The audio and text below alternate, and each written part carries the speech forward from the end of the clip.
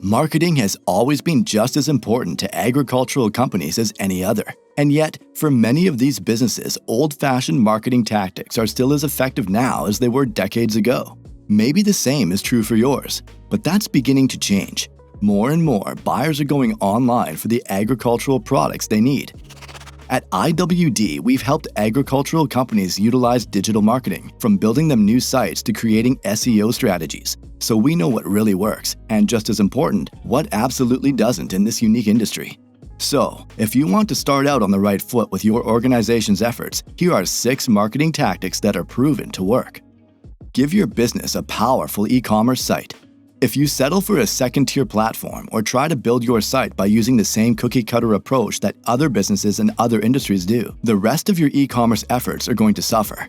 This is why we generally recommend agricultural companies invest in website development, ideally using Adobe Commerce, formerly known as Magento, which is usually the right option for the kinds of robust websites you'll need in this field.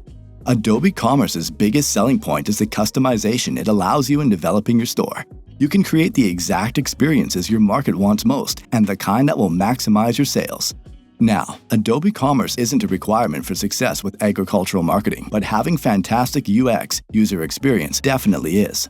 UX is vital to sites in every market, but this is especially true for agriculture. If your customers are like many our agriculture clients target, a large number of them are still very happy to order out of magazines. They're used to it and find the process easier. So, if your website isn't as user-friendly as possible, you may attract traffic, but you'll struggle to convert it. Where do you start with UX?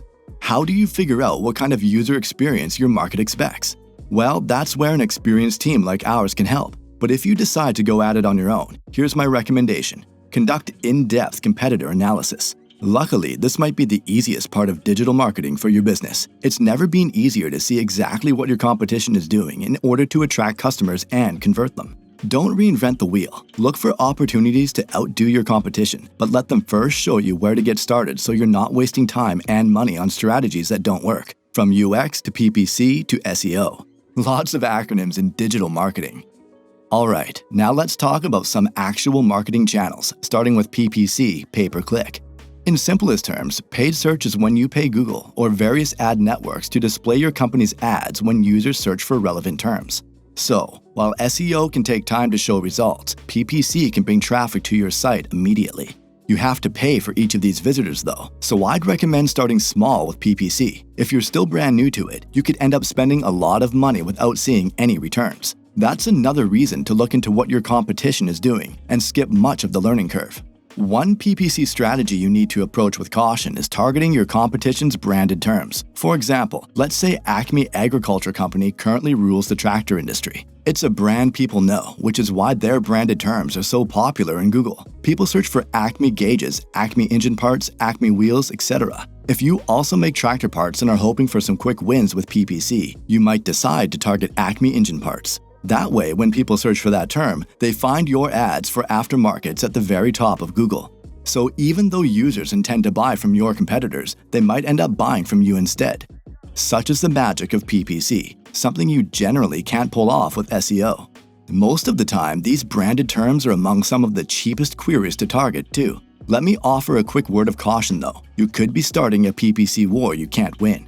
If you become successful at taking business from Acme Agriculture Company, there's no way they won't notice, and they might decide to fight back by running the same exact strategy against your agricultural company, meaning they start taking your branded traffic. What's worse is that if Acme Agriculture Company has significantly more in their marketing budget, they'll be able to quickly outspend you in this war and beat you handily. So by all means use PPC to quickly grow your company's business, but consider speaking to an expert first to make sure you don't make any costly mistakes.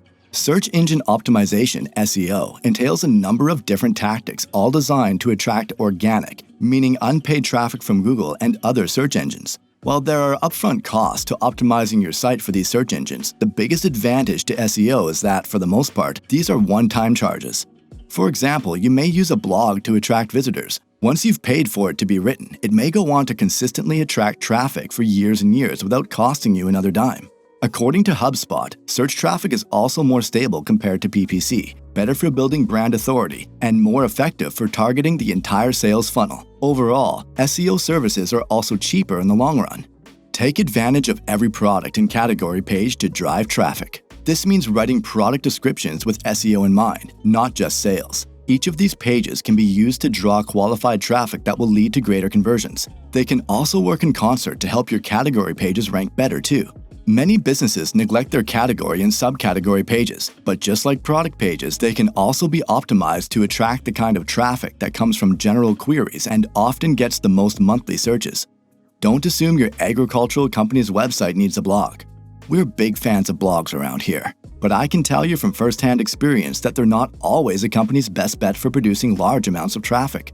This happens a lot in B2B, especially in the agricultural industry. Content marketing, using blogs for SEO, is largely about gaining traffic from people who have questions before they're ready to buy, and most agricultural buyers already know at least the type of product they want. So a farmer who needs parts for their tractor every few years probably doesn't have a ton of questions unless it's about individual products themselves. Those questions are best answered on the actual product page, so customers can hit the buy button the moment they have the information they need.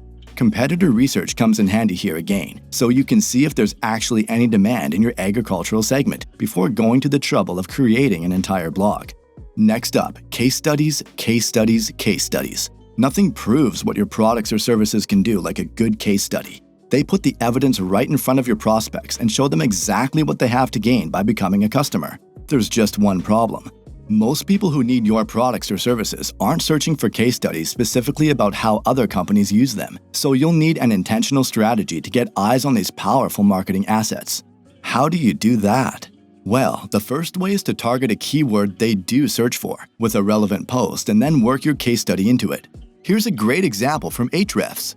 The post targets a very popular phrase, how to get backlinks, and then sets forth a step-by-step case study that shows how other companies can do the same. Of course, the entire case study also shows the reader how easy it is to follow these steps using Ahrefs. It's essentially an SEO-friendly blog post working as a sales letter. And because of how specific those case studies are, it's less likely you would have simply found them by looking them up on Google. You might also want to consider using your case studies as gated content. That's content that your website's visitors can only access after they provide you with contact information. This can be powerful for fueling effective email marketing campaigns. Leverage the power of email marketing for your best ROI. Email marketing offers the best ROI of any channel, with one study finding that it returns $38 for every $1 spent. For 1 in 5 companies, the ROI is an astounding 70 to 1. Wow! The type of email marketing strategy that will bring in these kinds of results will depend on your unique segment of the industry. You may find that you can use email much like blog posts, offering helpful information that establishes your authority.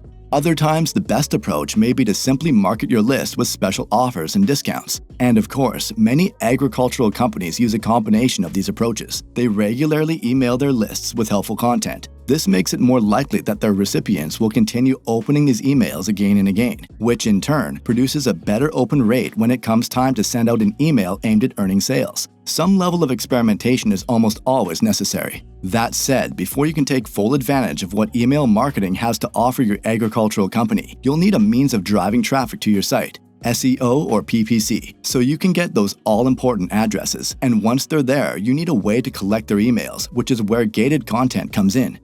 HubSpot built an empire on this strategy. Check out this post on YouTube Marketing and you'll see that at the very bottom there's an offer relevant to this topic. Click on it and HubSpot will require your contact information before you can access this helpful guide. Even though you won't pay a dime for that information about marketing on YouTube, HubSpot receives extremely valuable information about your company, information they can use to better understand their market, and of course, include you in their email marketing campaigns. While many agricultural businesses are still doing well by sticking to tried and true channels like magazines and trade shows, that's no reason to completely ignore what digital marketing has to offer yours. If you'd like to learn more about how our agency can help your business grow, contact us today. This video was brought to you by IWD Agency. Dominate your online market with e-commerce experts who have a proven track record of success.